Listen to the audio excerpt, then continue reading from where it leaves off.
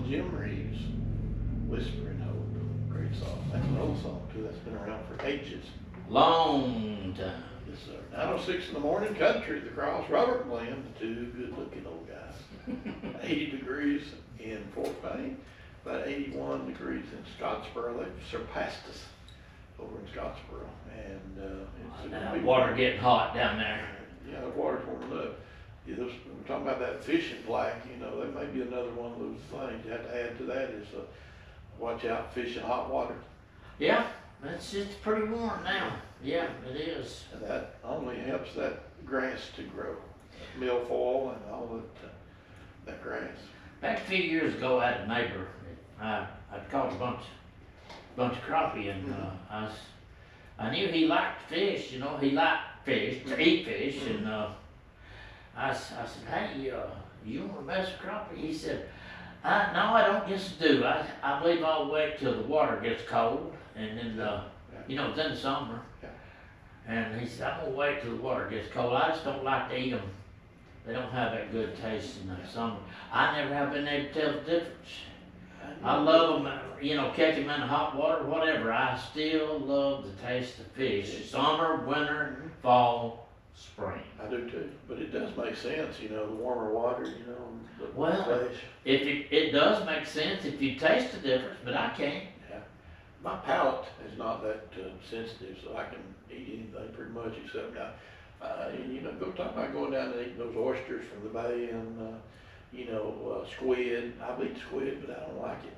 And there's several things I just don't want to put in my mouth. Yeah, I don't think I want to eat no squid if I liked it. I don't.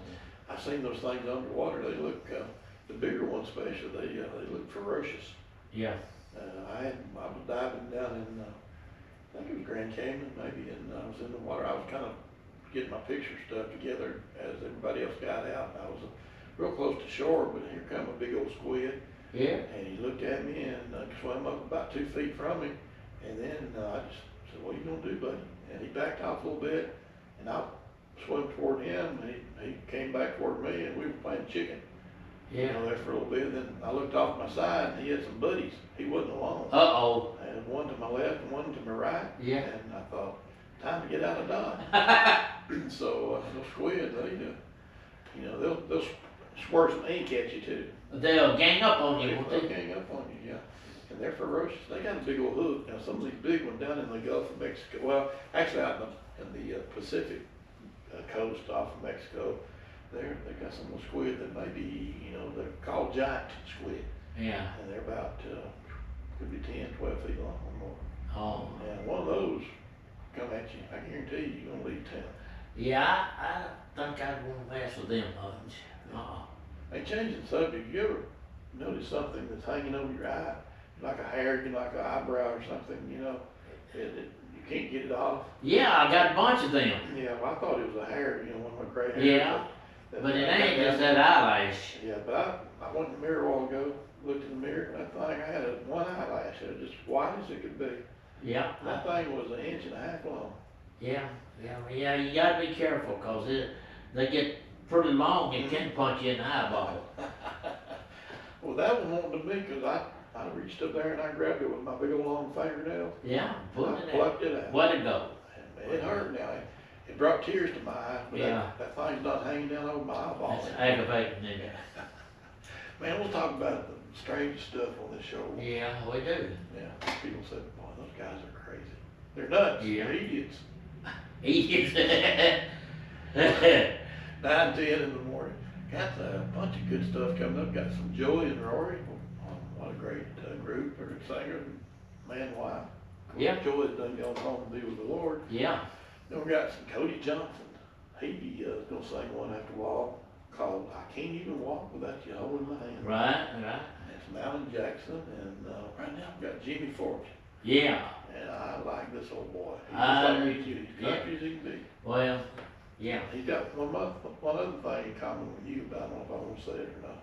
Well, 2 things actually. What? He's a good tenor. Well, Great tenor. thank you. So Thank you. okay. And you're both kind of. Shorts. I knew you was gonna say it. I knew it, Robert. Listen. You're height and disadvantaged. Yeah. And another one too, that's good singer, that's height disadvantaged is John Conley. Is he? Yeah, John's probably about 4'9". 4 foot nothing, huh? I think he used to be taller than that, but you know, as me, I used to be 6'1", and then I went to 6 foot. And last time I, went in there and weighed and did all my stuff, and she said, "Are you 5'11"? I said, "No, 6 foot." She said, "No, you're 5'11". I said, "No, I'm not." She said, "You shrunk." Yeah. But you know, they do things backward. I hate this at the doctor's office. Now, how old you say you were? Oh, I'm older than dirt. Oh, well, you you- start shrinking when you get that old. I know, that's what I've noticed. But anyway, you go in the doctor's office. First thing they do is what? Put you on the scale. On the scale, Yeah. absolutely. And then the second thing they do is what? Check your blood pressure. Yeah, that's Okay. right. If I get on the scale, and then I sit down and take my blood pressure, it's gonna be high. Why? I just saw what I weighed. Oh, So, yeah. I said, listen, you guys do this backwards. Yeah, If you're gonna yeah. do this, first of all, you don't have to do it. You don't have to know what I weigh. I'll just tell you, I'll make up the number. Yeah. And then second of all, don't take blood pressure immediately after that, because you're gonna be in shock and your blood pressure is gonna go up.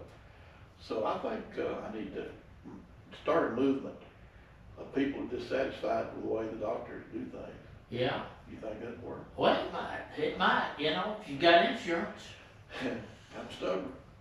But, and I told you, my old doctor, back when I was in my 20s back then, and I thought I was in pretty decent shape. As a kid, I was a little plump, a little chubby. Yeah. But I grew out of it for a little while, not long. And then I got married and started eating good food, started getting chubby again. Plumpier. But doctor, one time, he said, "Now, the only thing wrong with you is you're fat." And Yeah. I said, "Well, doctor, you're ugly. I can lose weight." So he never really talked to me about that with that. So You crazy, I tell man. you what, these doctors, you gotta watch all of them. I went to the same doctor one time and had an ingrown toenail. And he looked at it and he said, "Well, only thing I can do is pull it off." I said, "Pull what off?" I said, "My toe." He said, "Toenail." I said, "Pull it off?" He said, "Yep, that's all I can do." He said, "You want to pull it off or not?" I said, "Doc, I don't know about that. That sounds painful. I'll give you a shot." I said, "Well, do what you gotta do." So he sat up front and got a paint shot or whatever they do, numb it. Yeah. And he laid the needle down and then he reached for his pliers and pulled it right off my toe, Oh big my toe. goodness. He give it about half a second to deaden. And after he pulled that toenail off, I said, "Doc, when I get off this ceiling, I'm gonna hit you right square in the mouth." Uh-oh. Off the ceiling. I tell you what, Doc. Yeah. Like Rodney Dangerfield, Rodney Dangerfield got no respect, and that's the way I feel with doctors. Yeah. Hey, I think we've talked long enough. We think Probably. probably, yeah. People say, Good. That's a good story, "Well, though. they're gonna shut up." I've got plenty of it. I know. Let's play some Jimmy Fortune on the far side banks of Georgia. Great song. Good morning, everybody. Robert Glenn, Country Cross.